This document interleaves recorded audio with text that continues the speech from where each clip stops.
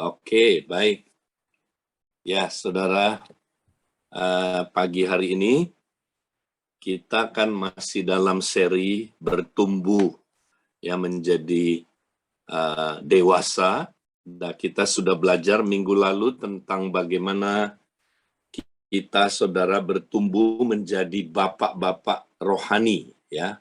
Nah, saudara, kita mau sedikit mundur sedikit belajar tetap dalam seri kita bertumbuh menjadi dewasa. Nah, kita mau belajar bagaimana kita berubah ya melalui pembentukan manusia roh.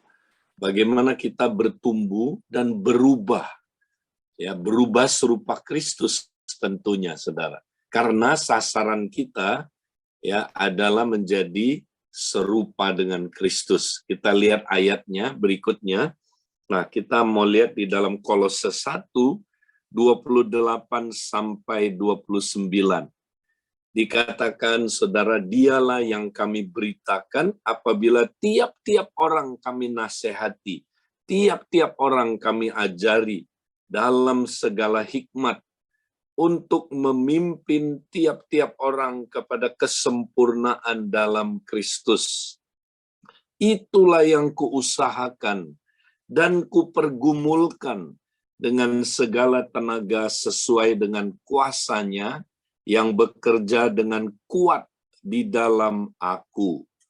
Nah, saudara, Paulus berkata, tujuan pelayanan dia adalah membawa tiap-tiap orang, perhatikan, tiap-tiap orang, supaya sempurna dalam Kristus. Nah, itulah yang menjadi tujuan pelayanannya Paulus. Nah, Paulus mengusahakan dan ya menggumulkan untuk membawa tiap-tiap orang serupa Kristus itu dengan segala tenaga dan kuasa. Ya. Nah, saudara, itu sebabnya ini adalah tujuan utama di dalam hidup kita, saudara, yaitu terus bertumbuh serupa dengan Kristus.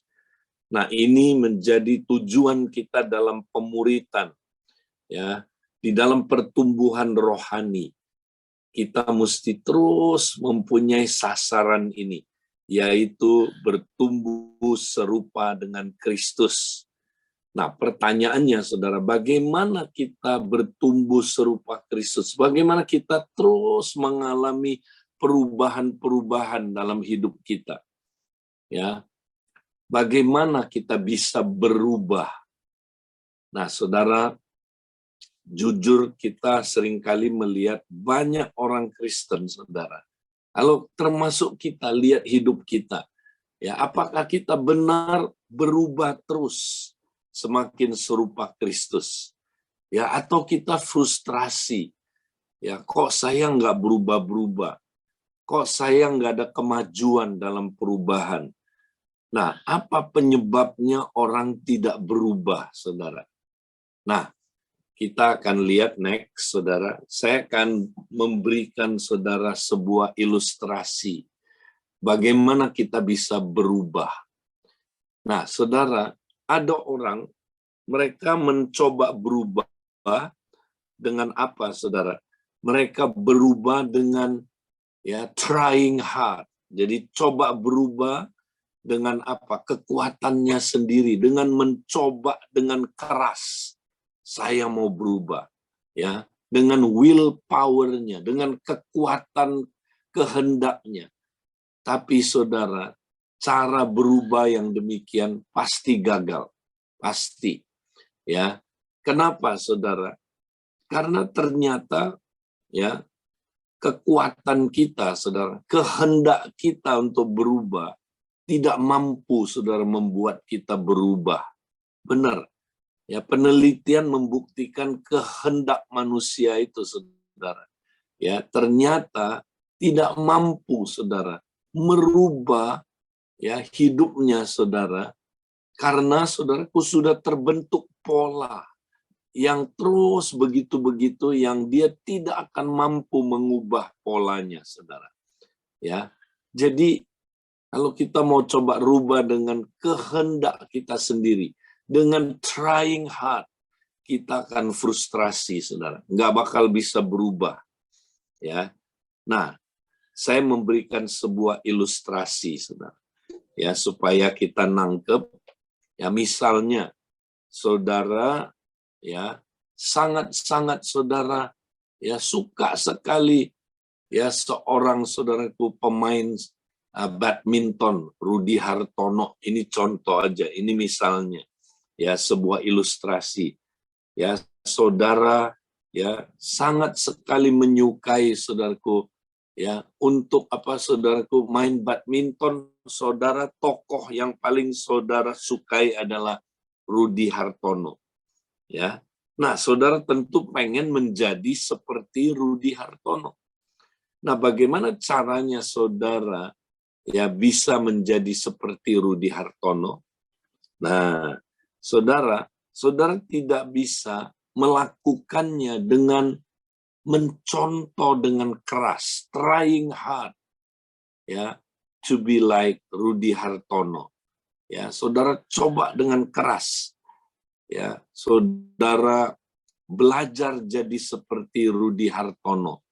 Ya, saudara pakai pakaiannya Rudi Hartono supaya mirip cara berjalannya, saudaraku, cara berjalannya Rudi Hartono, ya, saudara, cara main badmintonnya seperti dia, bahkan merek raketnya saudara pakai yang mirip dia, ya, saudara gaya rambutnya, semua saudara tiru habis, saudara coba untuk jadi seperti Rudi Hartono. Nah, kira-kira kalau saudara udah mirip nih ya, waduh, tampangnya udah mirip, bajunya mirip, raketnya mirip, cara jalannya mirip, cara larinya, bahkan cara main bulu tangkisnya udah mirip sekali dengan Rudi Hartono. Nah, kira-kira kalau saudara, ya, ditaruh, ya, di lapangan, disuruh bertanding melawan juara, ya, badminton juara dunia, kira-kira saudara bisa menang nggak? Ya pasti enggak lah. Pasti saudara kalah, pasti saudara tidak mungkin bisa menang. Ya. Nah, kenapa saudara? Padahal saudara udah mirip Rudi Hartono. Ya, tapi saudara, ya, kok nggak persis seperti Rudi Hartono bisa apa? Bisa menang. Nah, kenapa saudara? Karena gini, saudara. Saudara coba berubah, ya, dari luar. Yang berubahnya itu yang di luarnya, saudara. Sedangkan manusia rohnya, yang di dalamnya, saudara, pikirannya, perasaannya, kehendaknya, ya, apalagi saudara, perilakunya, ya, hati nuraninya, pikiran bawah sadarnya, belum serupa dengan Rudi Hartono. Nah, kalau kita berubah dari luar, kita pasti gagal, saudara. Nah, demikian juga kalau kita pengen berubah serupa Kristus. Ya, kalau kita coba mencontoh Kristus, ya, yang kita contoh bentuk luarnya, saudara. Ya, aksesorisnya. Padahal manusia rohnya, manusia batinianya belum serupa Kristus. Maka kita nggak mungkin bisa, ya, saudaraku, hidup seperti Kristus. Nggak mungkin. Nah, saudara, kita bersyukur, ya, Kristus mau merubah kita dari dalam, ya, bukan dari luar, tapi dari dalam dulu. Ya, ketika manusia roh kita berubah, saudara, nah, kita pasti nanti nggak usah ngeden, kita bisa berubah. Ya, nah, ini penting sekali, saudara. Ya, kenapa, saudara? Karena banyak orang frustrasi, mau berubah nggak bisa, saudara.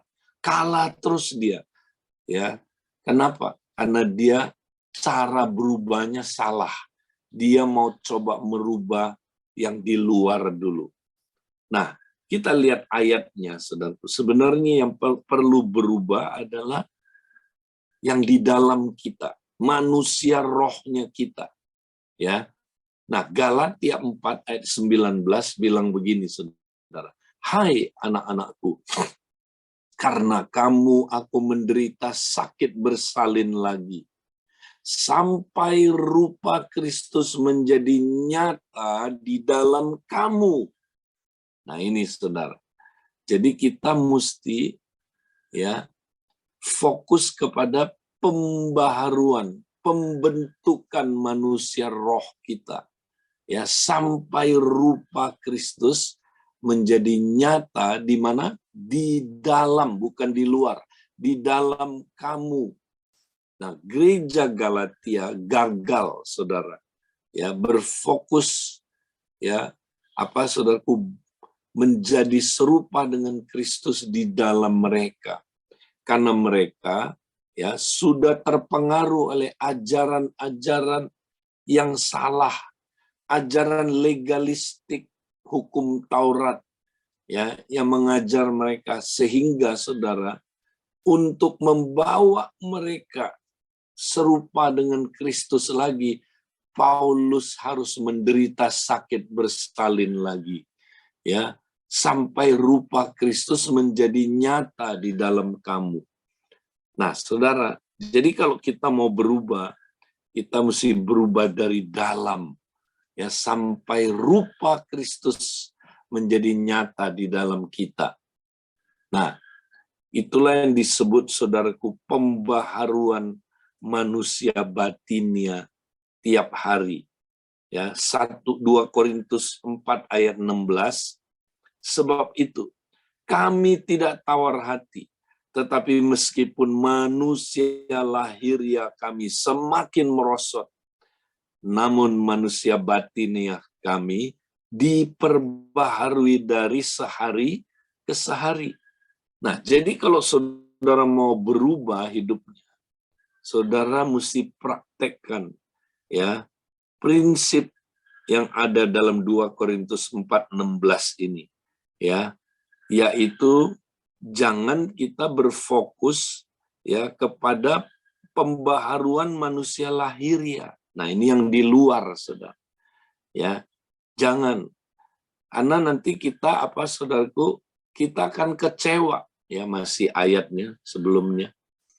Ya, kita lihat saudaraku ayat ini, ya. Nah, banyak orang berfokus kepada pembaharuan manusia lahiriah. Nanti dia akan fokus, saudara. Akan kecewa, saudara. Ya, coba pembaharuan manusia lahiriah itu apa? Itu yang kelihatan di luar. Ya, jadi saudara, yang kita bangun adalah saudara, ya, yang di luar. Jangan, kita nanti akan kecewa. Ya, tapi saudara, yang kita mesti fokus adalah pembaharuan manusia batiniah kita. Nah, ini manusia roh kita. Tiap hari diperbaharui dari sehari ke sehari, saudara. Sehingga saudara, ya kita bertumbuh makin serupa dengan Kristus. Nah, saudara, pembaharuan manusia dari hari ke hari, saudara, itu terjadi walaupun kita tidak sengaja. Ya, kita saudaraku berubah sebenarnya tiap hari. Ya, coba kita lihat next. Nah, saudara, kalau saudara baca di dalam Roma 12 ayat 1 sampai ayat 2. Nah, di dalam ayat 2 dikatakan berubahlah oleh pembaharuan akal budimu. Ya, kita disuruh berubahlah oleh pembaharuan akal budimu. Janganlah kamu menjadi serupa dengan dunia ini, tetapi berubahlah oleh pembaharuan budimu. Nah, jadi saudara, sehari-hari hidup kita sebenarnya kita berubah terus. Ya, kita dirubah oleh dunia ini, saudara. Dikonformasi oleh dunia ini tanpa kita sadari, saudara. Kita dikonformasi. Itu tiap hari ya kita berubah terus secara nggak sadar. Ya, jadi saudara jangan pikir ya kita diem aja sebagai manusia. Ya, oh saya Pak Edi udah jadi orang Kristen, ya saya nggak terjadi apa-apa dalam hidup saya. Enggak, saudara kalau diem aja, saudara sedang dirubah oleh dunia ini, dikonformasi oleh dunia ini, saudara, dicetak. Ya, itu bahasa aslinya seperti dicetak dengan cetakannya dunia ini. Jadi saudara terus tiap hari sebenarnya ya kita semua orang-orang di dunia ini saudara sedang dikonformasi, diubah terus secara kita nggak sengaja dan tidak sadar. Itu terjadi saudara. Nah, dari mana kita berubah tiap hari? Manusia roh kita ya berubah saudaraku tiap hari. Nah, kita lihat dia berubah dari 3 sumber ini saudara. Ya, ingat kita punya 3 musuh, masih ingat? Ya, pertama apa saudara musuh kita? Tipuan setan. Ya, saudara. Nah, tipuan setan ini saudara terus setiap hari saudara itu memenuhi pikiran kita. Jadi saudara, kita nggak sadar tiap hari setan kasih tipuan. Ya, setan itu pinter saudara. Dia nggak kasih kita tipuan-tipuan yang jelas sekali saudara. Ya, misalnya saudaraku dia kasih kita pikiran yang jelas-jelas salah. Ya kita nggak mungkin saudaraku mempercayainya. Namanya juga tipuan saudara. Ya, tipuan itu harus seolah-olah ya itu benar. Iya kan? Nah, ciri orang yang tertipu apa saudaraku? Dia nggak tahu kalau dia tertipu.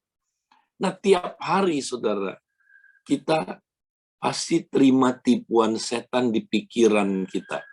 Oh ya saudara, ya tiap hari makanya kita kalau nggak hati-hati ngelihat gadget kita, ngelihat smartphone kita, waktu kita nonton Instagram, waktu kita saudaraku lihat ya Facebook, kita lihat saudaraku YouTube yang baru, kita saudaraku pokoknya kita terima informasi-informasi dari saudaraku medsos. Kita sedang terus, saudaraku, dicekoki dengan tipuan-tipuan setan. Ya, tipuan apa? Tipuan ya tentang siapa Tuhan itu. Oh ya, saudara, kita terus ditipu. Kita sedang dibawa ke arah apa, saudaraku? Ya, bukan hanya saudara, ya kita dibawa menjadi ateis, saudara. Ya, tapi agnostik. Ya, sekarang anak muda itu banyak sekali yang agnostik. Ya, saudara, dia setan ya nggak bisa bilang ya Tuhan nggak ada. Ya, tapi saudaraku, oh Tuhan ada. Tapi dia ya nggak tertarik sama kamu. Ya, Tuhan ada, tapi dia itu nggak peduli sama kamu. Ya, jadi hidup kamu itu ya nggak ada kaitannya sama Tuhan. Tuhan ada tapi nggak ada kaitannya sama kamu. Nah, itu masuk terus. Sehingga kita hidup, saudara, nggak bergantung sama Tuhan. Ya, tipuan-tipuan itu masuk terus. Ya, nah itu tentang Tuhan. Kemudian tipuan tentang siapa diri kita, saudara. Ya, jadi dia masukin terus tipuan-tipuan tentang gambar diri kita, ya. Nah, kita akhirnya tertipu. Kita nggak tahu siapa diri kita, saudara. Gambar diri kita jadi jelek. Gambar diri kita rusak, saudara. Ya, karena apa? Karena tipuan-tipuan iblis. Ya, tipuan iblis juga tentang ya bagaimana cara saudara melihat uang, misalnya. Ya, nah, uang itu segala-galanya. Uang itu penting. Kalau nggak ada uang ya kita nggak bisa hidup. Ya, saudara, setan taruh tipuan-tipuan. Ya, banyak sekali saudara. Sekali lagi tentang Tuhan, tentang diri kita, tentang uang, ya, tentang hubungan, ya, banyak sekali, saudara. Ya, tentang pokoknya ya setan taruh terus tipuan-tipuan dan kita nggak sadar, saudara. Nah, itu yang merubah manusia batiniah kita, manusia roh kita. Kita berubah, ya, cuman berubahnya ke arah mana? Nah, ini dia, saudara. Ya, kemudian yang kedua, saudara, ya, yang menjadi musuh kita, yang membuat kita tiap hari berubah adalah apa, saudara? Ya, habit kedagingan. Ingat, saudara, keinginan kita, saudara, keinginan kita itu kalau tidak dikontrol oleh Roh Kudus, maka keinginan kita keluarnya adalah keinginan-keinginan daging. Ya. Nah, saudara, setan menipu kita. Ya, kemudian dari dalam kita terus punya keinginan daging, saudara. Nah, kita udah bahas ini beberapa waktu yang lalu, ya, keinginan mata, keinginan daging dan keangkuhan hidup, ya. Itu membuat kita punya habit, saudara. Ya. Nah, kedagingan itu sebuah habit yang, saudara, ya, itu sukar sekali kita ubah, saudara.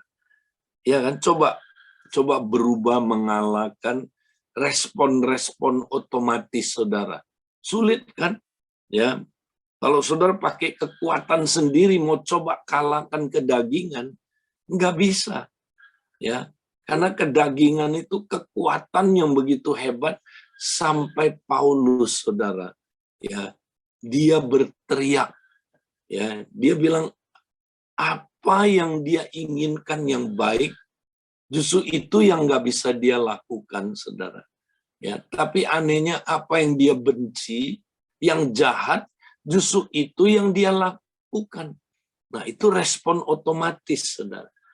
Ya, dia nggak bisa kalahkan, no matter how hard, ya, betapa kerasnya dia mencoba melawan itu, saudara, nggak bisa menang, saudara. Makanya seringkali orang Kristen frustrasi mengalahkan ini, habit kedagingan ini, saudara. Ya, nah, jadi bagaimana cara mengalahkan habit kedagingan ini, saudara? Jangan coba dengan keras, trying hard, kita pasti gagal. Nah, ya, saya lanjutkan lagi, saudara. Jadi musuh kita ada 3, tipuan setan, itu kasih kita di pikiran kita terus, pikiran-pikiran yang salah, ya.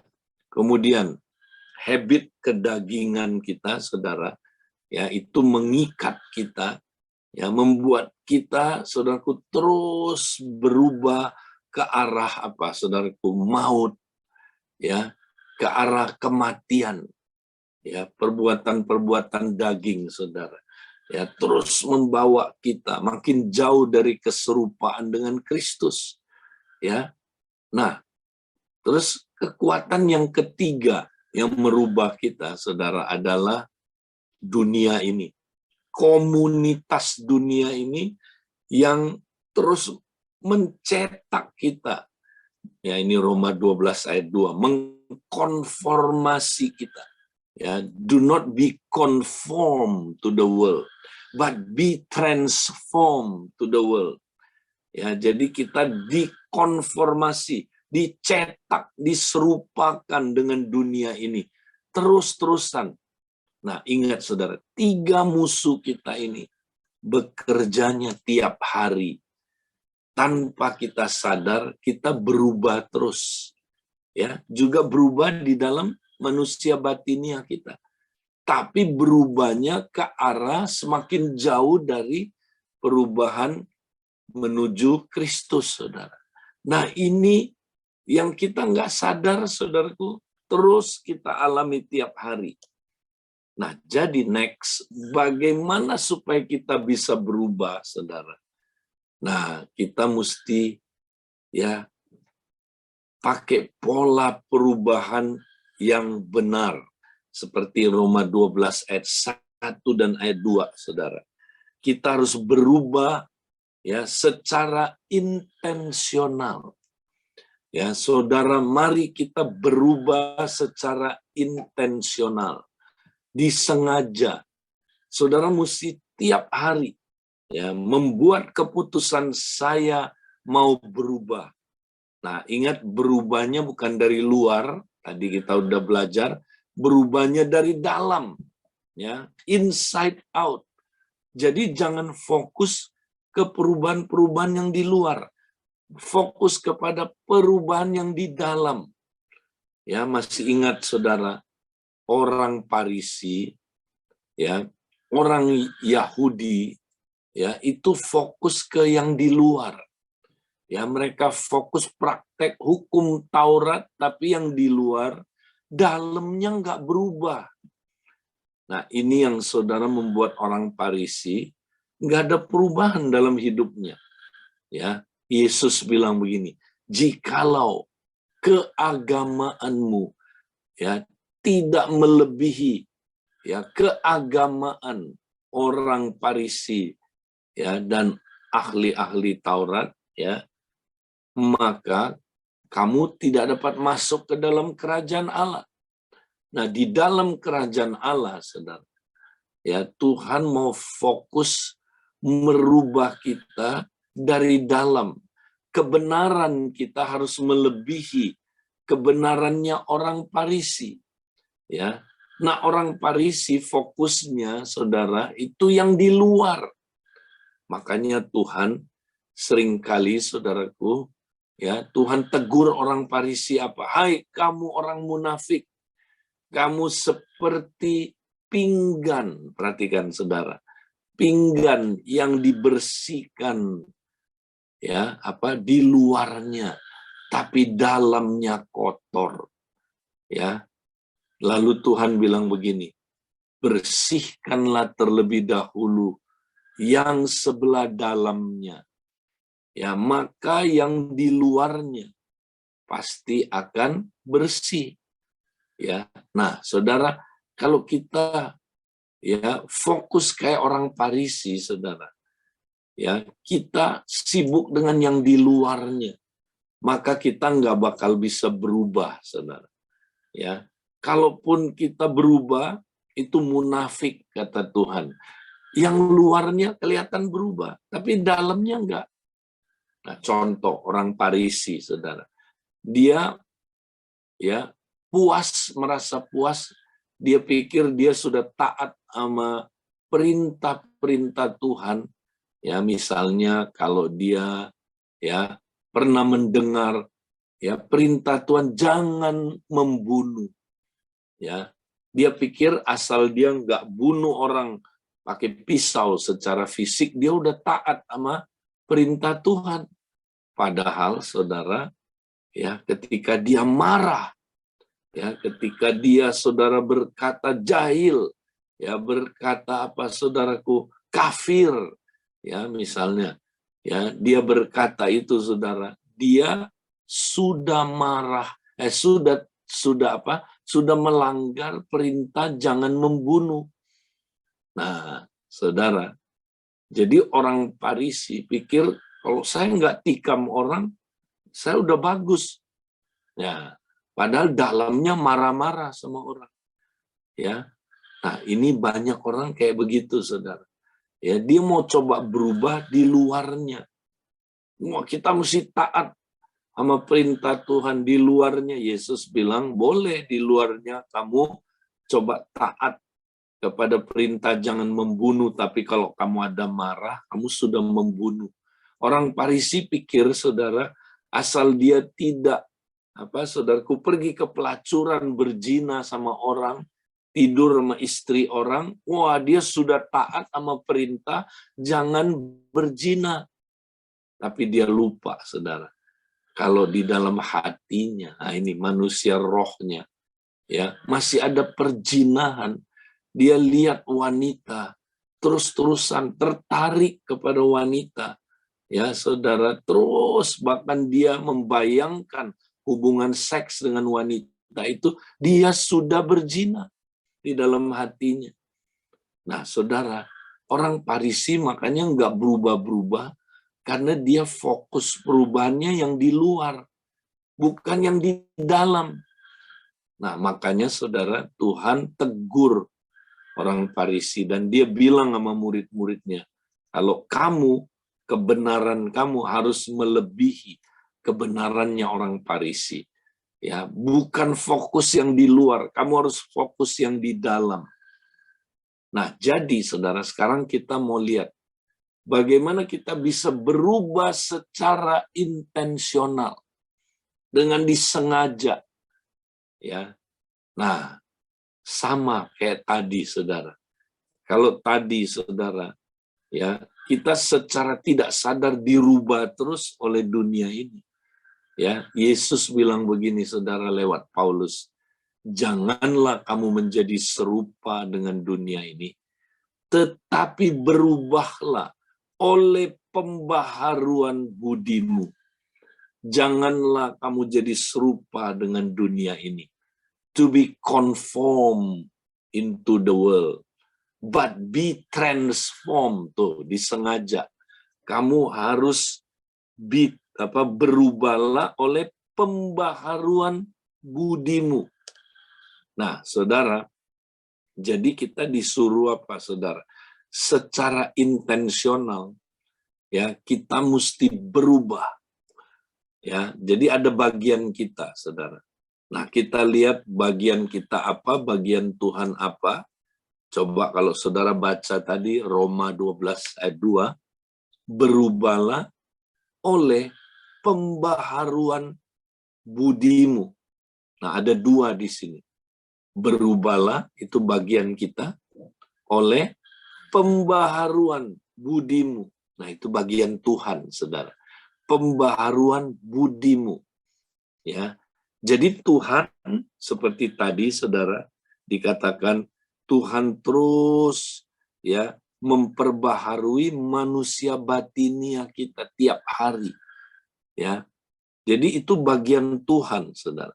Bagian Tuhan itu merubah kita terus. Tuhan punya program merubah kita. Tuhan terus mau merubah kita. Nah, itu bagian Dia, saudara. Nah, bagian kita sederhana, saudara. Berubahlah. Nah, berubahlah. Bagian kita tinggal, ya, kita mau secara intensional, Tuhan, saya mau berubah. Ya, kalau saudara masuk ke dalam perubahan yang Tuhan lakukan, program itu dari Tuhan, saudara. Saudara pasti akan ngalamin perubahan. Ya, mungkin saudara bagian Tuhan itu sampai 90%. Bagian saudara cuma 10%. Ya, asal saudara tiap hari membuat keputusan, Tuhan, aku mau berubah secara intensional, disengaja, supaya aku nggak dirubah oleh dunia ini secara nggak disengaja. Makanya orang Kristen yang diam-diam aja, saudara, ya, dia ya pokoknya udah deh, ya saya diam-diam aja, nggak usah berubah. Ya kan saya kalau nggak berubah, ya saya apa? Saya tetap seperti sekarang ini. Oh, tidak ada, saudara.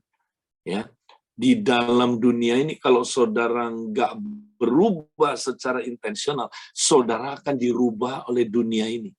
Ya, nah makanya nggak ada yang netral. Orang Kristen yang bilang pokoknya saya udah 2,5 tahun Pak Edi praktek Koram Deo ini. Saya sekarang mau diam-diam aja deh. Saya nggak mau bikin apa-apa, saya diam aja. Nggak apa-apa Pak Edi, saya udah mencapai tingkat ini, ya nanti saya pasti akan ya istirahat dulu lah. Saya kan udah mencapai sampai tingkat ini, saya nggak mau berubah lagi Pak Edi. Udah, saya mau istirahat dulu, nggak usah bikin apa-apa. Begitu saudara berhenti, nggak mau bikin apa-apa, saudara diam di satu titik. Tahu nggak, secara tidak disengaja, saudara dirubah lagi sama dunia ini. Terus dirubah makin jauh dari ya perubahan serupa dengan Kristus. Jadi kita nggak boleh diem, saudara. Ingat, saudara, ya kita kayak naik sepeda, saudara, yang menanjak. Kalau kita nanjak terus, saudara, sampai satu titik kita bilang, udah, saya nggak usah secara intensional naik terus, saya diem aja. Begitu saudara diem, kemana arahnya, saudara? Jatuh, ya turun ke bawah, saudara. Sama, kita, saudara, nggak boleh berhenti terus-terusan. Harus mengalami perubahan tiap hari secara intensional. Saudara mesti menginginkannya perubahan itu secara intensional. Ya, nah itu baru saudara nggak berhenti, nanti berubah terus semakin serupa dengan Kristus. Nah sekarang bagaimana bisa berubah serupa Kristus, saudara? Nah pakai cara yang benar, ya. Nah jadi cara yang benarnya ya sama seperti tadi dunia merubah saudara, ya. Dunia merubah saudara lewat 3 hal tadi kan. Coba kembali lagi ke yang sebelumnya, ya. Lewat apa? Tipuan setan di pikiran kita dulu kan, ya. Kemudian saudara, ya, lewat apa? Habit-habit yang kita bangun, habit kedagingan, ya, kekuatan respon-respon otomatis dalam saudara tubuh kita ini, ya. Jadi pikiran terus tubuh kita, ya, menghidupi habit kedagingan, ya. Ketiga, kita dikonformasi oleh komunitas dunia ini. Saudara tahu? Makanya kalau kita, ya, bergaul dengan dunia, itu saudaraku, komunitas dunia ini mengkonform kita, mencetak kita serupa dengan, ya, mereka, dengan komunitas dunia ini, ya. Nah, jadi untuk berubah 3 hal ini harus ada, ya saudaraku, ya, berubah ke arah Kristus. Mari kita lihat 3 hal yang benar, saudara. Next. Nah, makanya untuk berubah kita perlu pengajaran Yesus. Ya, pengajaran Yesus adalah tentang kerajaan Allah. Ya, tentang kebenaran. Itu pengajarannya Yesus. Kerajaan Allah dan kebenaran, saudara. Ya. Nah, jadi kalau kita, saudara, ya, hidup terus, ya, di dalam pengajaran Yesus, baru kita bisa mengalahkan tipu daya setan, ya. Jadi saudara, kita mesti dengar pengajarannya Yesus, ya. Nah, adalah tentang kerajaan Allah. Kalau kita terus dengar pengajaran tentang kerajaan Allah, kita dapat pencerahan, saudara, ya. Nah, kita akan seperti orang yang menemukan harta, ya, di dalam tanah, lalu dia, saudara, menguburkannya lagi, dia pulang, dia jual semua, saudaraku, harta yang ada itu di dalam rumahnya untuk beli harta terpendam itu. Ya, kalau kita menemukan harta kerajaan Allah, saudara, ya, kita akan begitu radikal. Ya, kita akan berubah. Ya, kita akan berubah serupa Kristus. Kita pasti akan radikal hidupnya, ya.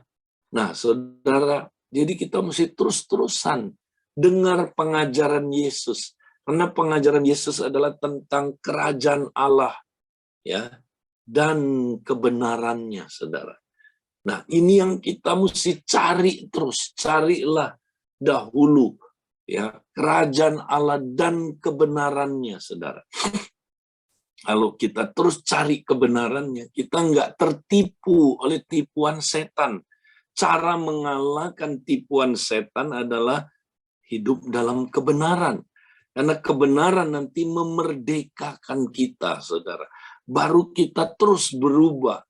Ya, mari kita terus nggak berhenti dengar pengajaran, ya, khususnya tentang kerajaan Allah dan kebenarannya. Nah, ini saudara, ya, jadi ini yang bisa merubah kita. Nah, banyak orang nggak fokus kepada kerajaan Allah dan kebenarannya. Dia nggak tahu belajar apa. Ya, di Alkitab dia belajar hal-hal yang cuman untuk nyenengin dirinya, saudara. Ya, misalnya ada orang, saudara, belajar firman itu yang dia pelajari apa? Berkat, ya, gimana supaya sukses, gimana supaya kaya, gimana supaya saudara ya hidup ini nyaman, gimana supaya ya punya prestise yang baik. Itu yang dipelajari, saudara, bukan kerajaan Allah dan kebenarannya. Nah, itu yang kita mesti ubah, ya. Jadi mari kita belajar pengajarannya Yesus yang intinya adalah tentang kerajaan Allah dan kebenarannya. Nah, kita terus. Nah, setelah itu, saudara, kedua, kalau kita mau berubah, ya, kita harus, saudaraku, ya, mempraktekkan kerajaan Allah dan kebenarannya itu.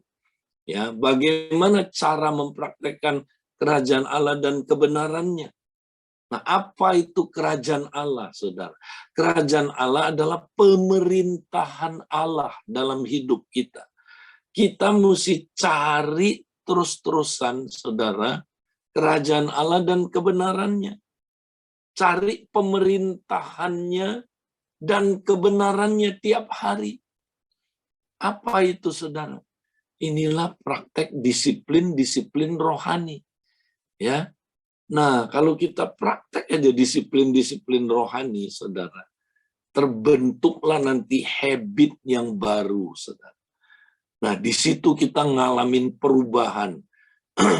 Saudara kaget nanti waktu praktek disiplin-disiplin rohani. Disiplin rohani itu intinya mencari kerajaan Allah dan kebenarannya, saudara.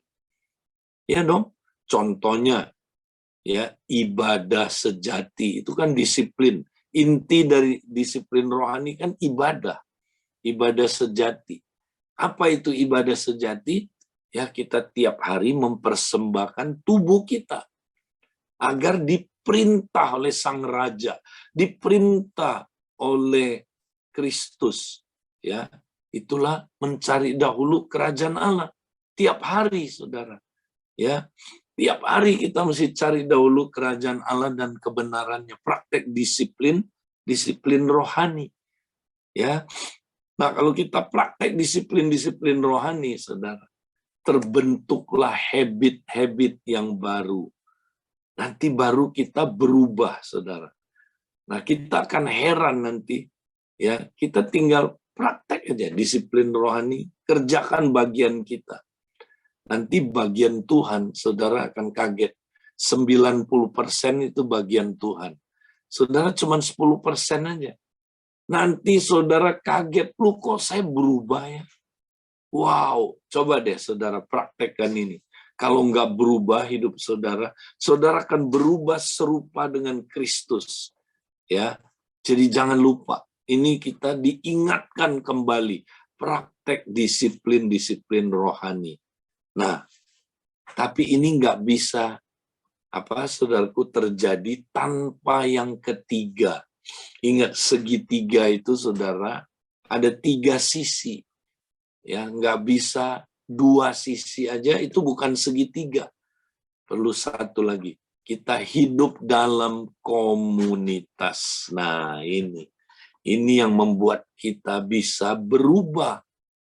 Ya, kenapa, saudara? Karena kalau kita nggak hidup dalam komunitas, kita nggak bisa berubah sendiri saja. Memang ada bagian kita mau berubah, ya. Tapi saudara, kita bisa berubah, ya, sempurna itu kalau kita hidup dalam komunitas. Saya kasih contoh, ya, saudara. Tangan saya nggak bisa berubah sendiri. Nggak bisa sembuh sendiri, nggak bisa, saudaraku, hidup ya normal sendiri, nggak bisa. Dia perlu anggota yang lain. Saya kasih contoh, saudara. Kalau tangan saya sakit, kepotong, luka, ya, Saya mau tanya, dia bisa nyembuhin dirinya sendiri? Nggak bisa. Ya, misalnya tangan kiri saya luka, kepotong. Gimana supaya dia sembuh, saudara? Nah, dia mesti connect sama kepala, ya, hidup di dalam tubuh. Ya, kalau tangan saya sendirian lepas dari tubuh, dia bukannya sembuh, saudara. Dia makin parah, mati dia, saudara. Ya, supaya tangan saya bisa berubah, dia mesti hidup dalam tubuh. Nah, hidup dalam tubuh itu gimana? Connect dengan sesama dan connect dengan Tuhan. Nah, waktu dia connect dengan Tuhan, Tuhan ya akan bilang, saudaraku, ya, sama dia, kamu sakit, kamu luka, ya. Nah, Tuhan bilang, aku mau sembuhkan kamu. Nah, gimana caranya Tuhan sembuhkan dia, saudara? Tuhan pakai anggota yang lain. Tuhan suruh tangan kanan, tangan kanan, sembuhin dia, ya. Ambil tuh alkohol, ya, atau obat, ya, desin yang mematikan kuman, ya. Bersihin luka itu, dibersihin. Habis itu, saudara, Tuhan kepala bilang lagi sama tangan kanan, ya, ambil tensoplas, ya, tutup luka itu, ya, sembuhkan luka itu. Kemudian sayang tangan itu, ya, supaya dia sakitnya berkurang, ya. Kemudian saudara terus tiap hari diperiksa, ya, dia udah sembuh belum? Waduh, ini masih belum sembuh, ya, perlu lakukan tindakan lanjut apa lagi, ya. Itu semua, ya, orang tangan yang lain menolong dia, baru dia bisa sembuh. Nah, sama kayak kita, saudara. Saudara, kita nggak bisa berubah sendirian, nggak bisa, ya. Nah, makanya Roma 12, supaya kita bisa berubah jangan seperti dunia ini, ayat 3 sampai ayat 8 membahas soal apa? Ya, setelah ayat 2, ayat 3 sampai ayat 8 membahas soal tubuh Kristus, ya kan? Dengan berbagai jenis karunia-Nya. Nah, makanya, ya, kalau tubuh Kristus, ya, saling tolong menolong, saudara, barulah kita bisa sembuh total, ya. Nah, saudara, jadi ini penting sekali pengajaran Yesus tentang kerajaan Allah dan kebenarannya, ya. Kemudian kita praktek disiplin-disiplin rohani, ya, praktek, saudara. Disiplin mencari kerajaan Allah dan kebenarannya. Ya, kita, ya, coram Deo, praktek, saudaraku, mempersembahkan tubuh kita tiap hari. Ya, dengan apa, saudara? Ya, kita, ya, praktek disiplin-disiplin menyangkal diri. Ya, kita tunduk kepada pemerintahan Dia. Ya, kita menyangkal diri, saudara. Ya, disiplin-disiplin ini kita praktekkan, pasti kita ngalamin perubahan, saudara. Nah, saya ingin, ya, terus mengencourage saudara, ayo, mari kita berubah, ya, secara intensional. Ya, maka praktekkan 3 hal ini, saudara. Pengajaran Yesus, habit baru, disiplin-disiplin rohani, dan hidup dalam komunitas. Pasti kita berubah, makin serupa dengan Kristus, dan berubahnya dari dalam, bukan dari luar. Tuhan memberkati, saudara. Ya, saya kembalikan ke teman-teman. Nah, saudara, saya minta maaf karena saya harus ada tugas lain, jadi kita tidak bisa tanya jawab. Saya kembalikan untuk, ya, Pak Hadi lanjutkan, ya, mungkin breakout room, ya. Nah, ya, Kak Edi, terima kasih banyak, Kak. Dapat banyak pencerahan pagi hari ini. Ya, mungkin minggu depan, ya, Kak, kita bisa tanya jawab, ya. Jadi, ya, nanti kita lihat waktunya, ya. Tuhan berkati, bye. Ya, makasih Kak Edi, Tuhan berkati. Ya, teman-teman, saya juga disadarkan, ya, dari semalam, memang kita nggak bisa diam-diam aja, ya, seperti Kak Edi bilang, ya. Jadi sempat terus terang saya beberapa waktu ini diam-diam aja, teman-teman, ya. Tapi saya bersyukur punya saudara seiman nih Pak Budiman nih ya, yang terus semangat ya bagiin link Mesbah Koramdio ya, broadcast kemana-mana. Jadi mulai semalam teman-teman saya mulai broadcast lagi, saya mulai sebarin lagi ya link Mesbah Koramdio ini. Jadi saya percaya Tuhan mau pakai ya Mesbah Koramdio ini sebagai sarana kita mengalami perubahan. Karena di dalam Mesbah Koramdio ini kita dapat pengajaran Yesus, pengajaran tentang kerajaan Allah, pengajaran tentang kebenaran. Yang kedua, kita juga dilatih disiplin rohani, ya, disiplin mempersembahkan tubuh setiap hari. Terus yang ketiga, kita hidup di dalam komunitas, ya. Jadi kita nggak bisa hidup sendiri. Minggu lalu saya juga sempat mengalami patah semangat, ya. Saya cerita di breakout room. Saya juga cerita sama teman-teman komsel saya dikuatkan, saya didoakan, ya. Saya nggak bisa hidup sendiri, ya, nggak akan kuat, ya. Ada waktunya kita lemah, ada waktunya kita perlu didukung, ya. Ada waktunya kita perlu dinasehati, ya, ditegur. Dan saya percaya lewat Mesbah Koramdio ini teman-teman, kita dapetin 3 hal itu ya, pengajaran Yesus, kita dapetin disiplin rohani, dan kita dapetin komunitas. Jadi teman-teman, mari kita mulai lagi ya, aktif ya, untuk kita tidak diam, kepada teman-teman siapa yang membutuhkan ya, kita bisa bagikan link Koramdio ini, dan kita bisa broadcast ya, kepada teman-teman yang lain. Saya percaya ini satu yang baik untuk kita mengalami perubahan dari dalam, dari sikap hati kita, perubahan dari cara berpikir kita, akal budi kita. Ya, teman-teman, itu aja yang saya mau tambahin pagi hari ini. Mari kita bawa kegerakan ini ya, bukan hanya buat kita saja yang mengalami, tetapi ada orang-orang lain juga mengalaminya. Kita akan masuk ke dalam breakout room, kita bisa mulai ya dengan mempersembahkan tubuh, dan kemudian kita bisa diskusi apa yang kita dapat hari ini sampai jam 7:30. Ya, silakan breakout room bisa dibuka.